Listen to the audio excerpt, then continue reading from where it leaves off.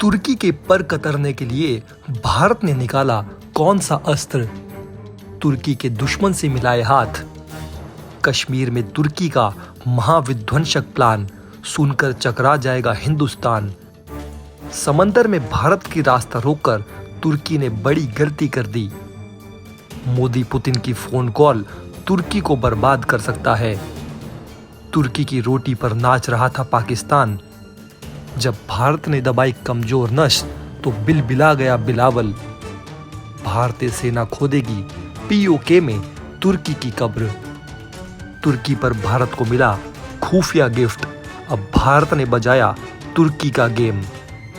इतिहास का सही तौर पर पता लगाने पर हमें ये पता चलता है कि दुनिया में वो देश सबसे सशक्त और ताकतवर देश रहे हैं जिनके पास सबसे ज्यादा मित्र देश रहे हैं और जिनके पास आर्थिक विकास के लिए मार्ग रहा है।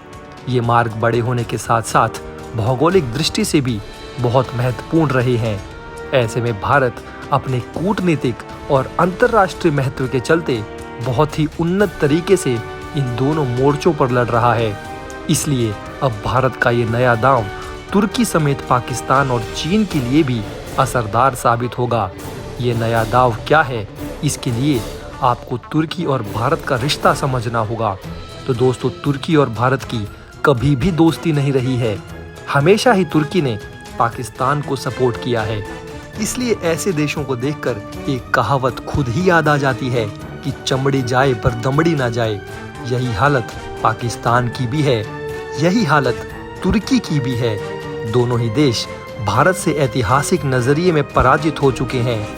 दोनों ही देश कूटनीतिक स्तर पर भारत के हाथों मुंह की खा चुके हैं।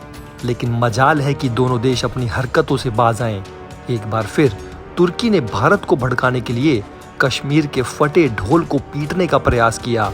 ऐसे में दोस्तों, भारत ने आर्मेनिया के साथ अपने संबंधों को बढ़िया करते हुए अब तुर्की को फंसाने की योजना को मजबूत कर दिया है।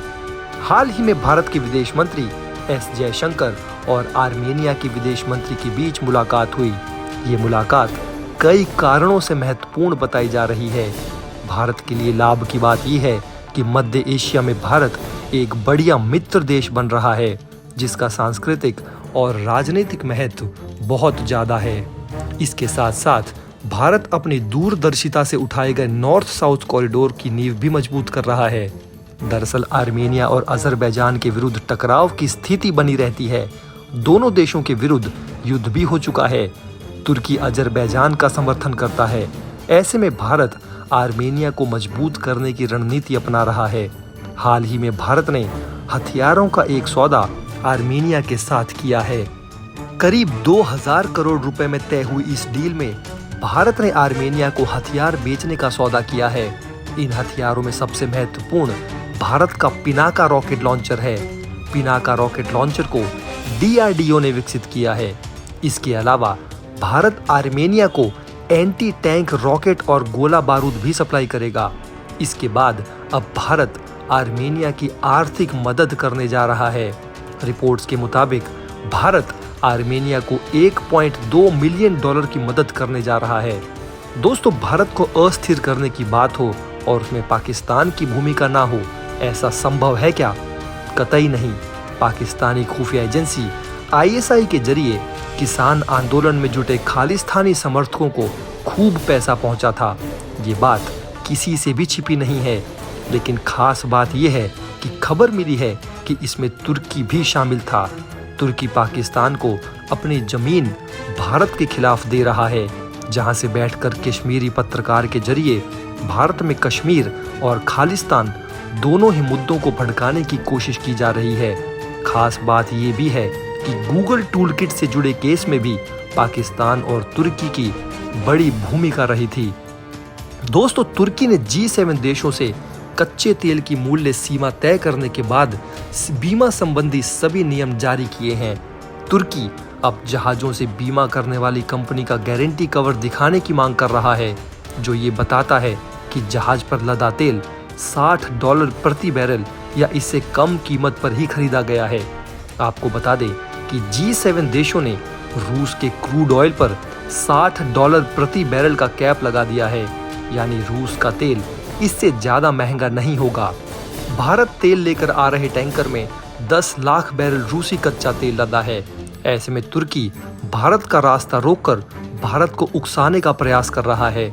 वहीं दोस्तों, पाकिस्तान का एक ही राग है, कश्मीर, कश्मीर और कश्मीर, और इस मुद्दे पर उसका साथ देने वाला केवल तुर्की ही है, जो आए दिन भारत के खिलाफ कश्मीर को लेकर आपत्तिजनक बयानबाजी करता रहा है।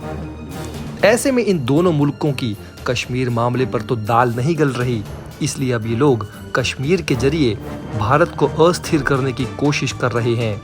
पाकिस्तान के प्रधानमंत्री शहबाज शरीफ ने तुर्की को चीन पाकिस्तान इकोनॉमिक कॉरिडोर यानी CPEC में शामिल होने का निमंत्रण दिया है। पाकिस्तान की मीडिया की माने तो शहबाज की तरफ से ये इनवाइट क्षेत्र में गरीबी को दूर करने और समृद्धि लाने के मकसद से दिया गया है। शहबाज के मुताबिक CPEC इस क्षेत्र के लोगों को रोजगार मुहैया करा सकता है और उन्हें मजबूत बना सकता है। तुर्की, जो हमेशा से कश्मीर मसले में टांग अड़ाता आया है, अभी तक इस निमंत्रण पर उसने कुछ भी नहीं कहा है। वहीं दोस्तों, एर्दोआन ने हाल ही में कहा था कि तुर्की को इस तरह के मौके नहीं मिले हैं जैसे बाकी देशों को हासिल हुए हैं। दोस्तों, आपको तो पता ही है कि CPEC चीन के राष्ट्रपति शी जिनपिंग का एक महत्वाकांक्षी प्रोजेक्ट है, जिस पर करीब 60 अरब डॉलर का निवेश किया गया है। तो दोस्तों, रिटर्न गिफ्ट तो आपने कई तरह के देखे होंगे, लेकिन तुर्की जैसा रिटर्न गिफ्ट आपने बिल्कुल नहीं देखा होगा। अब खबर आ रही है कि पाकिस्तान की सहायता के लिए तुर्की भाड़े के आतंकी कश्मीर भेज रहा है, और ये दावा किसी और ने नहीं बल्कि ग्रीक मीडिया ने किया है। ऐसे में ये कहना गलत नहीं होगा कि तुर्की के नापाक इरादों से भारत को न सिर्फ सतर्क होने की आवश्यकता है, बल्कि उन्हें उन देशों का साथ प्राप्त करने की भी आवश्यकता है जो भारत की सहायता करने को इच्छुक हैं। ग्रीस भारत द्वारा पूर्वी भूमध्य सागर में तुर्की के विरुद्ध में समर्थन को भूला नहीं है, और वो इसी बात का एहसान चुकाने के लिए भारत को तुर्की के नापाक इरादों से सतर्क रहने की सलाह दे रहा है। लेकिन दोस्तों, भारत की कूटनीतिक ताकत से आज पूरी दुनिया परिचित है। रूस यूक्रेन युद्ध के दौरान भारत ने जो निर्णय लिया, उस निर्णय के बाद पूरी दुनिया ने देखा कि भारत कैसे उस पर मजबूती से खड़ा रहा।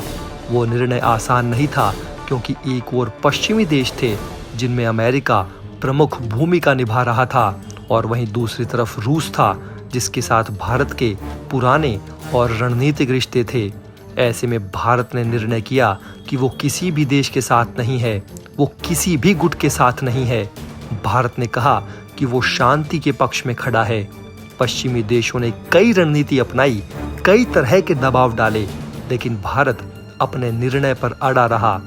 इस निर्णय ने दिखा दिया कि नया भारत नए तरीके से सोचता है, नई तरह की कूटनीति पर चलता है, नई तरह की रणनीति पर काम करता है। तो दोस्तों, आपकी इस पर क्या राय है? आपको इस बारे में क्या लगता है? आप हमें कमेंट बॉक्स में कमेंट करके ज़रूर बताएं, और वीडियो को लाइक ज़रूर करें और चैनल को सब्सक्राइब करना ना भूलें।